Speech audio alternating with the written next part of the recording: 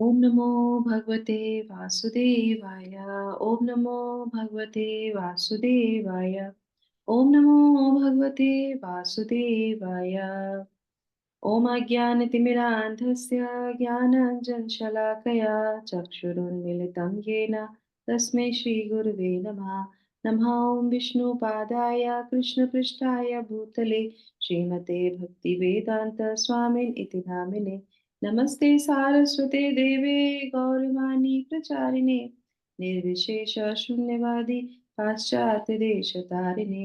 जय श्री कृष्ण चैतन्य प्रभु नित्यानंद श्री अद्वैत गदाधर श्रीवासादि गौर भक्तविंदा।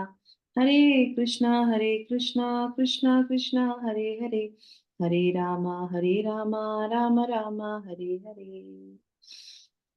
जगत गुरु शिला प्रभुपाद की जय। भगवत वाणी भगवत गीता जी की जय। गुरु महाराज की जय। हरे कृष्ण। तो आप सभी लोगों का बहुत बहुत स्वागत है पुनः हमारे इस सत्र में, जिसमें हम पढ़ने जा रहे हैं भगवत गीता के 6वें अध्याय के 13वां और 14वां श्लोक। 13 और 14 श्लोक एक साथ है ये। सम समं कायशीरो ग्रीवं धारयन् आंचलं स्थिरं संप्रेक्ष्य नासिकाग्रं स्वं दिशश्चानवलोकयन् प्रशान्तात्मा विगतभिर्ब्रह्मचारी वृत्ते स्थितः मनः संयम्य मच्चित्तो युक्त आसीत् मत्परः। ट्रांसलेशन। योगाभ्यास करने वाले को चाहिए कि वह अपने शरीर, गर्दन तथा सिर को सीधा रखे और नाक के अगले सिरे पर दृष्टि लगाए। इस प्रकार वह अविचलित तथा दमित मन से भय रहित विषय जीवन से पूर्णतया होकर मुक्त होकर अपने हृदय में मेरा चिंतन करे और मुझे ही अपना चरम लक्ष्य बनाए। तो यहाँ पे इस श्लोक के माध्यम से अष्टांग योग में भी भगवान स्वयं ये बात बोल रहे हैं कि जो अष्टांग योगी हैं उनको क्या करना चाहिए, ये सारी चीजों को अपनाते हुए जो है मुक्त होकर अपने हृदय में मेरा चिंतन करे और मुझे ही अपना चरम लक्ष्य बनाए। ये बहुत इंपॉर्टेंट चीज है। चलिए, तो अभी हम पढ़ेंगे पहले तात्पर्य और उसके बाद फिर थोड़ी सी व्याख्या। यस, हेमलता माता जी। कृष्ण माता जी। Purport Jagat Guru Srila Prabhupada ki Jai.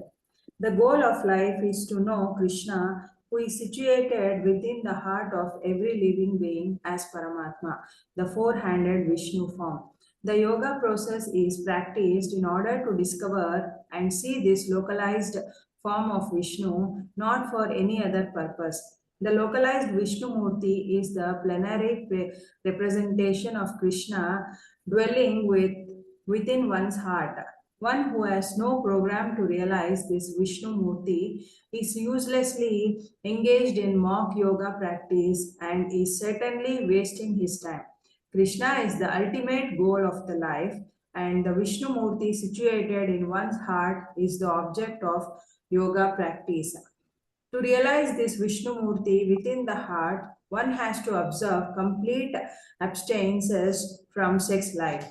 Therefore, one has to leave home and live alone in a scheduled place, remaining seated as mentioned above. One cannot enjoy sex life daily at home or elsewhere and attain a so-called yoga class and thus become a yogi. One has to practice controlling the mind and avoiding all kinds of sense gratifications, of which sex life is chief. In the rules of celibacy written by the great sage Yajnavalkya, it is said, Karmana manasa vacha sarva vatastu sarvadha sarvatra maituna tyago brahmacharyam प्रचाक्षते. Thank you माता जी। The wo. Thank you माता जी। Hare बोल yes. So second, yes, Sangeeta माता जी is there. Yes, पढ़िए। हरे कृष्णा। सभी कालों में, सभी अवस्थाओं में तथा सभी स्थानों में मनसा वाचा कर्मणा मैथुन भोग से पूर्णतया दूर रहने में सहायता करना ही ब्रह्मचर्य व्रत का लक्ष्य है। मैथुन में प्रवृत्त रहकर योगाभ्यास नहीं किया जा सकता। इसलिए बचपन से जब मैथुन का कोई ज्ञान भी नहीं होता, ब्रह्मचर्य की शिक्षा दी जाती है। 5 वर्ष की आयु में बच्चों को गुरुकुल भेजा जाता है, जहाँ गुरु उन्हें ब्रह्मचारी बनने के दृढ़ नियमों की शिक्षा देता है।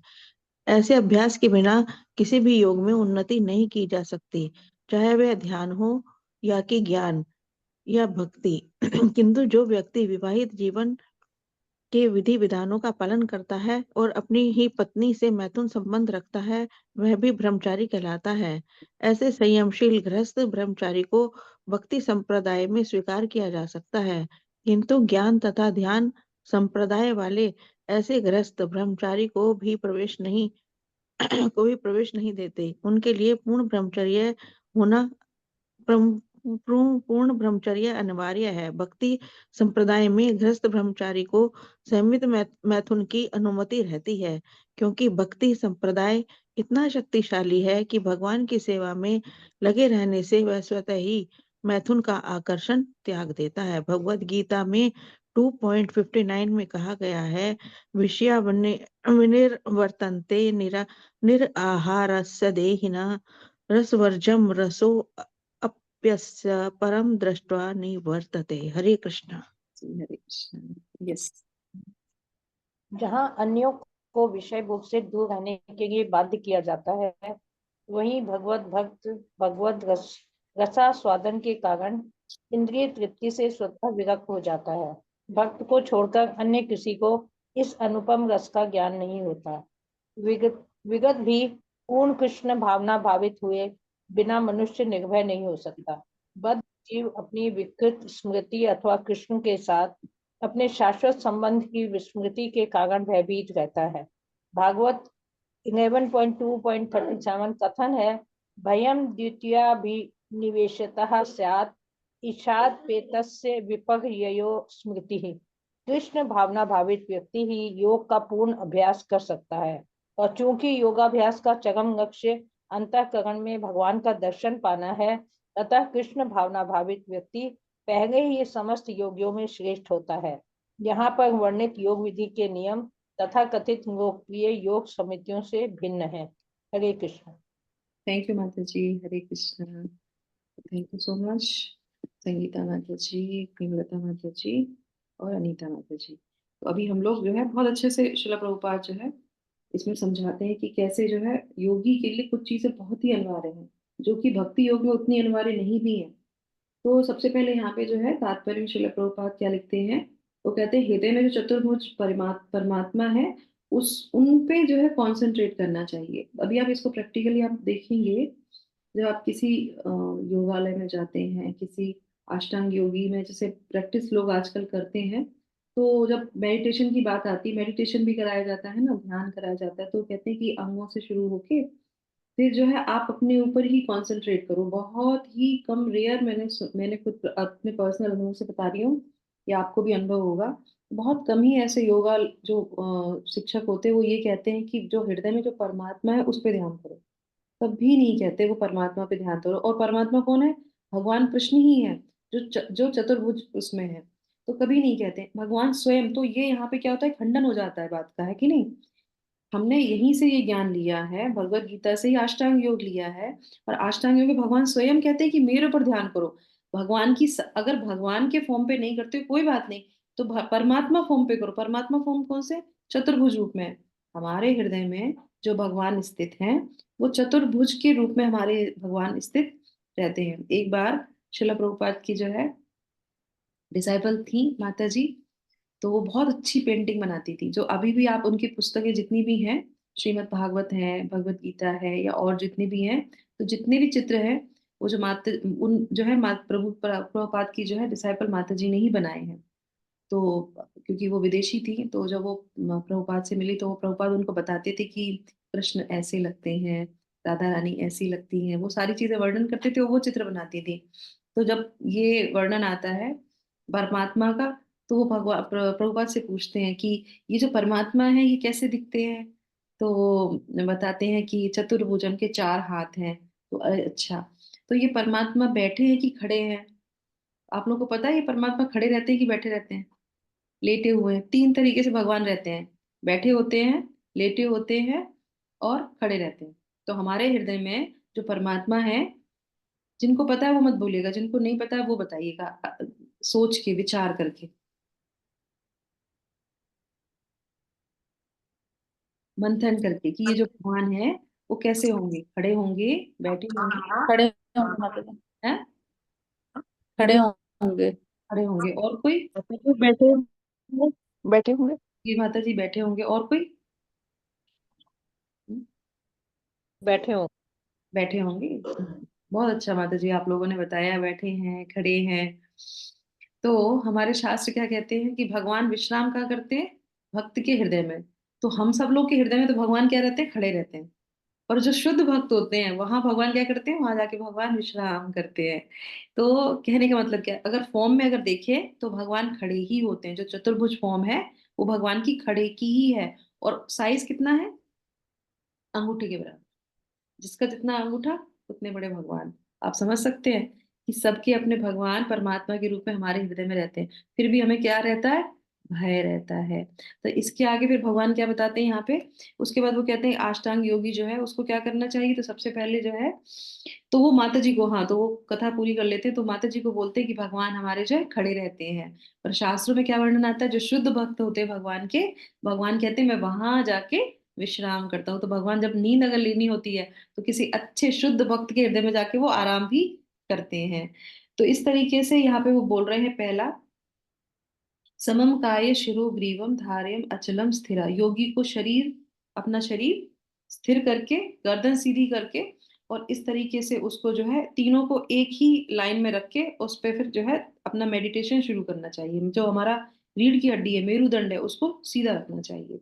उसके बाद ये अष्टांग योगी क्यों मेरुदंड सीधा रखते हैं आपको पता है? उनका एक कारण ये भी होता है कि अगर हम सीधे हमेशा बैठेंगे, मेरुदंड होंगे, तो हमारी जो ये चक्रास हैं ये भी डेवलप हो जाते हैं। तो बहुत उसके पीछे एक जो है नियम होता है। तो उसकी वजह से ये सारी चीजें फॉलो करते हैं। उसके बाद क्या है? संप्रेक्ष्य नासिका अग्र स्वयं दिशा च अन्य अवलोकयन। तो इसमें बोल रहे हैं कि नासिका, जो नाक है, कि अग्र भाग को है ना, तो ये सामने वाला जो पॉइंट भाग है उसको देखते हुए, मतलब आप सोचिए, अगर आप इसको खुद भी सोचेंगे कि हम उसको थोड़ी देर ऐसे करके देखते रहे, आंखें बंद नहीं करनी है, सीधे बैठना है, इसको देखते रहे, हमारी तो आंखों में दर्द हो जाएगा। हम मेडिटेशन क्या करेंगे? हम तो नाक में मेडिटेशन करने लगेंगे, करेक्ट? क्योंकि मन इतना विचलित है, नहीं चीजें हो पाती। पर उनके लिए ये बोला गया आपको, आपको आंखें ज्यादा खोलनी भी नहीं है, ज्यादा बंद भी नहीं करनी, पूरी बंद नहीं करनी है। नासिका के अग्रभाग को ऐसे आपको देखते रहना है। इस तरीके से ये नियम बताए गए, ये करना है। और फिर बोलते हैं कि ये योगी के शांत मन वाला होना चाहिए, है ना, एकदम शांत मन वाला उसको होना चाहिए, और भय रहित। तो यहाँ पे ये पॉइंट बहुत इंपॉर्टेंट है कि उसको भय नहीं है। अब आप सोचिए, जो व्यक्ति जंगल में जाएगा, अष्टांग योग करेगा, तो उसको अगर भय होगा जानवरों से, कीट पतंगों से और चीजों से, तो वो मेडिटेशन कैसे कर पाएगा? कर पाएगा? नहीं कर पाएगा। तो इसलिए बोले उसको भय रहित भी होना चाहिए। अब अंदर से कोई डर भी नहीं होना चाहिए, तभी जाके वो मेडिटेशन कर सकता है। और उसके बाद फिर क्या, जो शिल प्रभुपाद इसमें बहुत ज्यादा ज्यादा एक चीज बोल रहे हैं, ब्रह्मचर्य का पालन करना चाहिए। वो बहुत ही ज्यादा उन्होंने अपने तात्पर्य में इस चीज का बार बार बोला है। क्यों करना चाहिए? ब्रह्मचर्य व्रत जो है अष्टांग योग में तो कंपलसरी है। और अगर भक्ति योग में हम आते हैं तो हमारे पास ऑप्शन होता है कि अगर मान लो, अगर आप जो है इंद्रिय अपनी जो है कंट्रोल को नहीं कर सकते हैं, भक्ति में भी जाना चाहते हैं, तो आप गृहस्थ आश्रम में आ जाइए, जिससे लिमिटेड आप जो है संभोग कर सके, पर भगवान की भक्ति में लगे रहे। इससे आपकी इंद्रियां विचलित नहीं होंगी। पर वहां पे तो ऑप्शन ही नहीं है कि आपको जो है ब्रह्मचर्य का पालन करना ही करना है। हमारे क्या है, ब्रह्मचर्य कर लो, उसके बाद फिर आप जो है गृहस्थ में चले जाओ, फिर वानप्रस्थ, वानप्रस्थ फिर से ब्रह्मचर्य का पालन। पर तीनों ही आश्रम में ब्रह्मचर्य का पालन होता है। जैसे कि अभी हमने सुना कि गृहस्थ में भी जो संभोग किया जाता है वो सिर्फ बच्चों के लिए किया जाता है, जिससे कि कृष्ण भावना भावित जो है बच्चे आए, है ना, इसलिए नहीं। दूसरा साइंटिफिक अगर इसका रीजन देखा जाए तो क्या होता है, जो जो कोई लोग ब्रह्मचर्य का पालन करते हैं, तो उनके अंदर से जो ऊर्जा होती है वो क्या करती है, वो ऊपर की तरफ जाती है और उनकी बुद्धि तीव्र करती है, उनमें संयम देती है, उनको संकल्प शक्ति आती है। तो जो लोग, आज के बच्चे, और ये देखा जाए तो उनका पतन ही हो रहा है, क्योंकि वो गलत तरीके की मूवी देखते हैं, गलत तरह के चित्र देखते हैं, गलत तरह के एसोसिएशन में आते हैं, तो क्या होता है, उनका पतन होता है। छोटी सी उम्र में ही उनका पतन हो जाता है ना, क्यों? एसोसिएशन की वजह से, गलत चीजों को देखने की वजह से। पर इसका क्या है, इसका रीजन हमारे शास्त्र में देते हैं कि अगर जो कोई संयमित रूप से चलता है तो क्या होता है, उनका जो है स्मरण शक्ति अच्छी हो जाती है, संकल्प शक्ति हो जाती है। इसीलिए आप देखेंगे, देखने वाली बात है, जो भक्ति में रहते हैं और जो ये सब चीजें नहीं करते हैं, है ना, गृहस्थ में भी अगर कोई व्यक्ति होगा और ये सब चीजें नहीं कर रहा होगा, अपनी इंद्रियों को उसने कंट्रोल में कर रखा होगा, उसके चेहरे पे तेज होता है। देखा आपने, जो साधु होते हैं, जो सन्यासी होते हैं, आपने कभी ध्यान दिया उस चीज का? उनके चेहरे पे एक अनोखा तेज होता है। क्यों होता है वो तेज? वो तेज इसलिए होता है क्योंकि वो ब्रह्मचर्य का पालन करते हैं।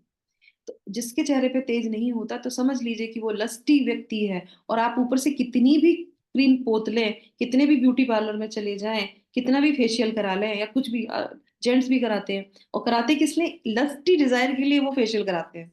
पर हम लोग जब जब पढ़ते हैं शास्त्र, तो उसमें पता चलता है जो लस्टी होगा, जो कामी होगा, काम, वो वासना ज्यादा होगी, ब्रह्मचर्य का पालन नहीं करेगा, वो, उसके चेहरे पे ग्लो आएगा ही नहीं। किसी भी चीज को खा लो, किसी चीज को भी पी लो, और कुछ भी लगा लो, ग्लो नहीं आ सकता, क्योंकि ये अंदर की चीज है, ये साइंस है अंदर की जो भगवान ने दे रखी है। और इससे सिर्फ ग्लो ही नहीं आता, स्मरण शक्ति और संकल्प शक्ति बढ़ती है, तभी जाके वो डिटर्मिनेट होके किसी चीज को कर पाते हैं। इसीलिए ये बहुत अनिवार्य है करने के लिए। तो हमें भी अपने जीवन में अगर हम पढ़ते हैं अष्टांग योग में, तो भी हम सीखेंगे आगे कि हमको ये व्रत करने ही चाहिए।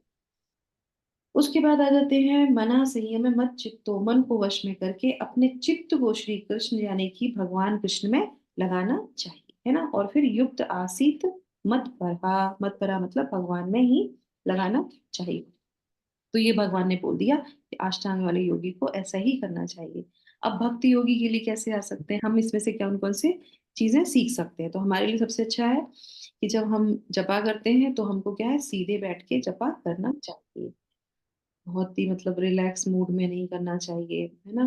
कहीं पे भी लेटे वैसे करके जपा नहीं करना चाहिए, नहीं तो वो फायदा नहीं होगा उसका। कोशिश करनी चाहिए मेरुदंड को सीधा रखते हुए, और फिर भगवान के नाम का जप करें। और उसके बाद जो है क्या बोलते हैं कि इधर उधर नहीं देखना चाहिए। पर इसमें एक फायदा है, भक्ति योग में एक फायदा है कि जब आप जपा करते हैं तो आप इधर उधर भी देखते रहते, पर क्या है, आपका जो है ध्यान कहाँ होता है, भगवान के मंत्र में। आप भगवान का मंत्र अगर बोल रहे हैं और सुन रहे हैं, और आंखें चाहे आपकी बंद हो चाहे खुली हो, और चाहे किस दिशा में भी आप देख रहे हो, तो क्या कर सकते हैं, तो भी आप अपना मन किस में लगा सकते हैं, भगवान में लगा सकते हैं। कि हमारे जो है आचार्यों ने हमको एक पद्धति दी है कि हमको जो बोलना है वो सुनना है, ठीक है, इस तरीके से। और सबसे अच्छी बात क्या है, हमको नाक को देखने की आवश्यकता नहीं है ना। हम क्या देख सकते हैं जपा करते समय, भगवान का नाम लेते समय क्या देख सकते हैं? जैसे सुबह जैसे हम लोग संकल्प कर रहे हैं, या कोई आरती कर रहे हैं, या वो कुछ कर रहे हैं, तो जरूरी नहीं कि हम आंख बंद करके आरती करें। हम अपने भगवान के विग्रह को देख सकते हैं। हम भगवान के विग्रह की सेवा करते करते जो है अपना आरती कर सकते हैं, कोई मंत्र बोल सकते हैं, क्योंकि हम भगवान की सेवा कर रहे हैं उस समय।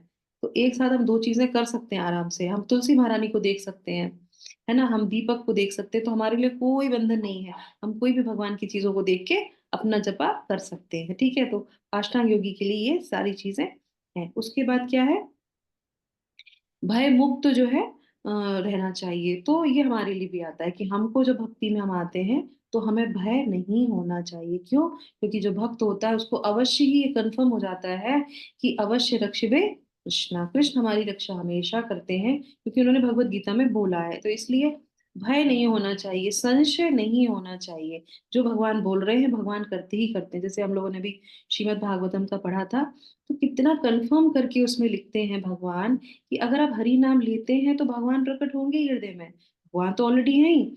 और फिर जो मेरा सततम कीर्तयन्तु हम, जो हमेशा मेरा चिंतन करता है, तो भगवान तो कहते हैं मैं हमेशा उसकी रक्षा करता हूँ। तो फिर हमें भय किस बात का, हमें तो भय रहना ही नहीं चाहिए। तो इस तरीके से जो भक्त होते हैं उनको भय बहुत कम ही लगता है। जैसे कि हमारे आज प्रभु जी हैं, वो भी बता रहे थे कि कई कई ऐसे ऐसे जगह होते हैं जहाँ पे पूजा पाठ नहीं हो रही थी या कोई रहता नहीं, तो हम लोग कहते हैं ये तो भूत बंगला है। पर वहां पे जाते हैं हरे कृष्ण वाले, वो क्या बोलते हैं, ठीक है भाई हमको दे दीजिए आपकी जगह, हम देख लेंगे, हम कर लेंगे अपने आप। तो वहां जाके वो कीर्तन करते हैं, कीर्तन करके अपना जो है भगवान का स्थान बना लेते हैं, क्योंकि कीर्तन में जो भूत प्रेत होते हैं उनको भी जो है मुक्ति मिल जाती है। ब्रह्म राक्षस हुए या ये सब होते हैं ये सब लोग, है ना। पर कीर्तन करने से उनकी भी मुक्ति हो जाती है, क्यों? उन्होंने शास्त्रों में पढ़ा है और उनको इतना दृढ़ निश्चय हो जाता है, तो इस तरह से उनको कभी भी किसी भी चीज से भय नहीं लगता है। 4:30 बजे मंदिर जाते हैं अकेले, माताएं जाती, सब जाते हैं, क्यों? भगवान कॉन्सेंट्रेट में होते हैं उनके, कभी भय नहीं लगता। पर जो है सांसारिक व्यक्ति होगा तो उसको भय चिंता लगा ही रहता है। भय, शोक, चिंता, ये सब संशय, ये सब नहीं होना चाहिए। उसके बाद ब्रह्मचर्य का हम लोगों ने बात कर ही लिया कि हम लोग को जो है ब्रह्मचारी का पालन करना ही चाहिए। अपने भक्ति जीवन में भी नियमित जो है संयम करना चाहिए। भगवत गीता के हम लोगों ने जो पिछले श्लोक पढ़े थे उसमें भी बोलते हैं कि एक गृहस्थ को भी जो है सिर्फ बच्चे पैदा करने के लिए ही जो है संभोग करना चाहिए, अन्यथा नहीं करना चाहिए, सेंस ग्रेटिफिकेशन नहीं। और एक चीज बहुत मुझे अभी याद आ गई, हमारे श्रील प्रभुपाद, और आपने देखा होगा जो भी मथुरा गए हैं, मथुरा में जो मंदिर है भगवान के जन्म स्थान है, वहां पे बड़ा बड़ा दीवार पे लिखा हुआ है, भागवत का श्लोक लिखा हुआ पे। वो क्या कहते हैं कि किसी भी पुरुष को अपनी स्वयं की जो है पुत्री और अपनी माँ के साथ भी जो है साथ में नहीं बैठना चाहिए। अपने एक पुरुष को अपनी पत्नी, सॉरी, अपनी माँ और अपनी पुत्री के साथ भी नहीं बैठना चाहिए। क्यों? क्योंकि इंद्रियां इतनी ज्यादा क्या होती हैं, वैसी होती हैं, कठोर होती हैं इतनी ज्यादा कि वो कभी भी आपको नीचे गिरा सकती हैं। आप सोचिए, और ये बात मंदिर में लिखी हुई है। तो इसलिए, और आजकल क्या होता है, आजकल तो बिल्कुल हाथ में हाथ डाल के रहना, पराए पुरुष, पत्नियां और किसी भी दूसरी स्त्री को कभी भी जो है चरणों पे देखें, नहीं तो उसके चेहरे को देखते, बाकी कभी भी ऐसे उसको गलत नजर से अगर आप उसके वक्षस्थल को देख रहे हैं, कभी शिला प्रभुपाद कहते हैं अगर जो भी व्यक्ति, पुरुष, किसी भी स्त्री के वक्षस्थल को देखता है, देखने की चेष्टा करता है, वो अगले जन्म में जो है पशु योनि में जाना उसका बिल्कुल निश्चित है। 100% वो मनुष्य वो पशु योनि में जाएगा ही जाएगा, उसे कुछ कोई नहीं बचा सकता। आप सोचिए, क्यों? क्योंकि इंद्रियां इतनी प्रबल है, क्योंकि उसने अपनी आंखों पे कंट्रोल ही नहीं कर पाया। तो इसीलिए बहुत इंपॉर्टेंट है ये बात को समझना कि हमें भगवान ने मनुष्य जीवन दिया है, तो हमें क्या करना चाहिए। अपनी स्त्री है, अपने स्त्री के साथ रहे, नहीं तो ये चीजें, हमारे लस्ट इतना ज्यादा होता है वो हमें हमेशा नीचे गिरा देता है। और ये माताओं के ऊपर भी होता है, पराये पुरुष के साथ मिलना, बात करना, हंसी मजाक करना, वो जो है नीचे उसको गिरा देगा। तो इस तरीके से इसका ध्यान रखना ही चाहिए। उसके बाद आ जाता है यहाँ पे श्री कृष्ण में युक्त होना। तो हमारा कॉन्सेंट्रेट किस में होना चाहिए? श्री भगवान के ऊपर ही होना चाहिए। कैसे कर सकते हैं? भक्ति योग में हम भगवान की लीलाओं को सुन सकते हैं, उनके जो है चरित्र को सुन सकते हैं। शिला प्रभुपाद ने इतनी अच्छी हमको कृष्णा बुक दी है, बोला है रात को सोने से पहले कृष्णा बुक को पढ़ के ही सोया कीजिए। सारी लीलाएं उनकी 10वें स्कंद की सारी लीलाएं उसमें दे रखी हैं, तो वो हमको डेली पढ़ना ही चाहिए। और जो है कपिल देव जो है हमारे तृतीय स्कंद में आता है, तृतीय स्कंद के 38वें श्लोक में, 38वें अध्याय में आता है। उसमें वो कपिल देव भी कहते हैं कि अपने चित्त को भगवान की दिव्य लीलाओं में लगाना चाहिए, उसी को बोलते हैं मत परहा। और जो भक्त ऐसा करते हैं वो क्या होते हैं? वो ही समाधि होती है। फिर वो कहीं पे भी रहे, उनकी वो समाधि ही कहलाई जाती है। क्यों? क्योंकि समाधि जो शब्द है, आप मुझे बताइए, समाधि जो है हम आर्टिफिशियली कर सकते हैं क्या? अगर हम बोले कि आपसे कि अपने चित्त को जो है भगवान पे लगाएं या समाधि में आ जाएं, कंसंट्रेट करें, तो क्या ये आर्टिफिशियली हो सकता है? आर्टिफिशियली से मतलब है कि किसी पे भी हम ध्यान लगा के क्या समाधि लगा सकते हैं? नो माताजी।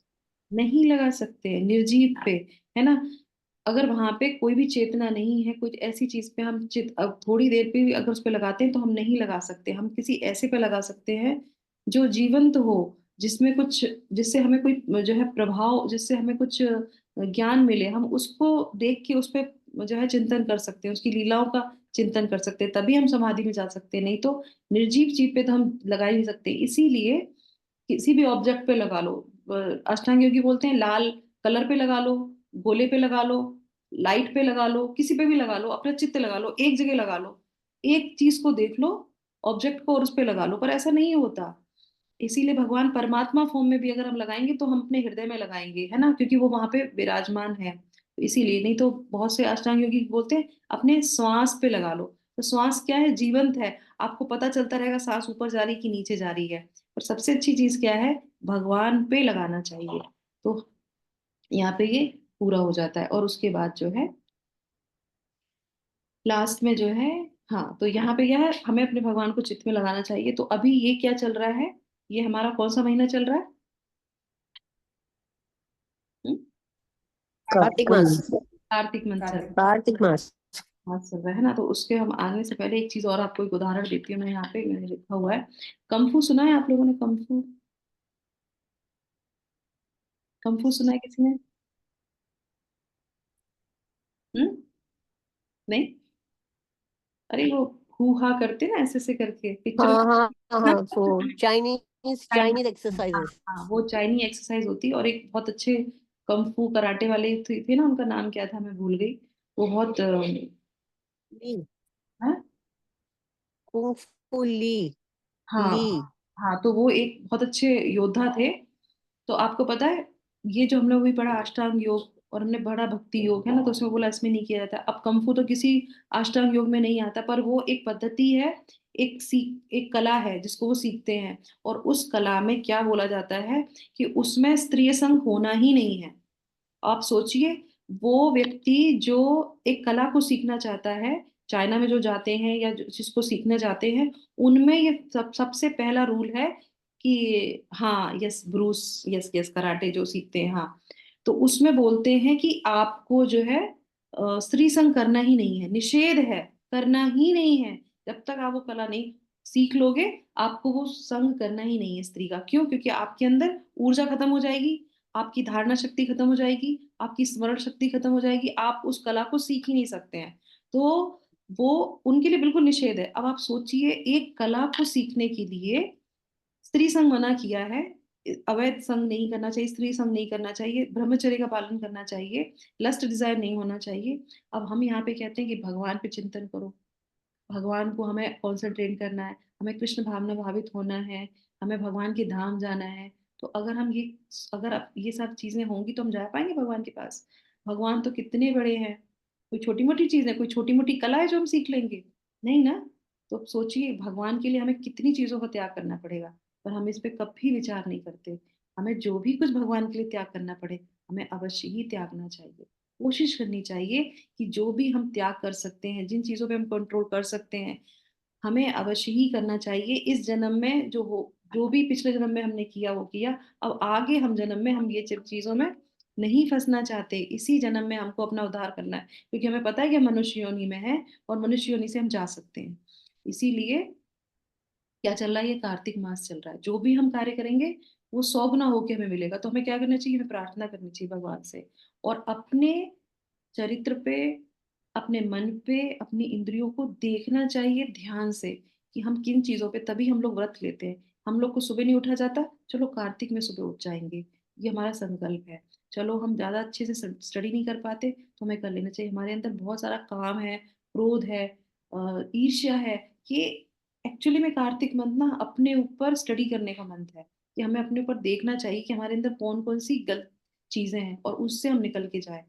सिर्फ भगवान को लैंप दिखाना तो है ही, भगवान तो दे ही देंगे कृपा, पर फिर भी उसके साथ साथ हमने अभी तक क्या नहीं लिया है, हमने गुरु को नहीं लिया है, हम ये सब चीजें को ध्यान रखना है, देखना है, आगे बढ़ना है। इसीलिए कहते हैं भक्ति का सबसे अच्छा टाइम होता है कार्तिक का मंथ, जिसमें और चीजों पे एकदम दिमाग हटा के सिर्फ और सिर्फ भगवान की चीजें करनी चाहिए। तो ये थोड़ा समय और रह गया है हमारा कार्तिक मंथ का, तो कोशिश कीजिए कार्तिक मंथ से ज्यादा भगवान के नाम का जप कीजिए। और हमने जैसे ये नियम बताए हैं, इनको भी फॉलो करते हैं, और उसके हिसाब से अगर हम कार्तिक मास में अच्छे से अपनी भक्ति और साधना करते हैं, तो अवश्य ही भगवान क्या करेंगे, हमारे हृदय में प्रवेश करेंगे, और जरूर हमारे हृदय को साफ करेंगे। और उससे क्या होगा, उससे हम भगवान के धाम को जाने के लिए जो है पूरी तरीके से तैयार हो जाएंगे, है ना। तो ये हम पे भगवान अवश्य कृपा करेंगे। तो ये मंथ को जो है हमें व्यर्थ ही नहीं जाना चाहिए। ज्यादा से ज्यादा जब, ज्यादा से ज्यादा अच्छा एसोसिएशन, मंदिर में जाएं, कथा श्रवण करें, ये सब से हमें अपना करना चाहिए। यही भक्ति योग पूर्णतः यही कृष्णा कॉन्शियस है। कृष्णा कॉन्शियस में कार्तिक मास की जय, भक्ति योग की जय, जगत गुरु शिला प्रभुपाद की जय। Hare Krishna Krishna Krishna Hare Hare, Hare Rama Ram Ram Hare Hare. Hare Krishna, thank you so much.